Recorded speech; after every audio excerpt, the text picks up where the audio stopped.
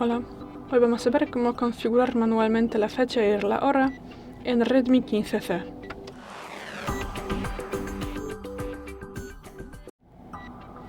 Al principio entramos en los ajustes, luego bajamos y buscamos la pestaña Ajustes adicionales. Tras eso abrimos la primera pestaña Fecha y hora aquí.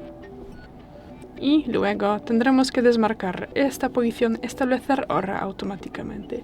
Y gracias a esto podremos modificarlas manualmente. Pues bueno, podemos empezar con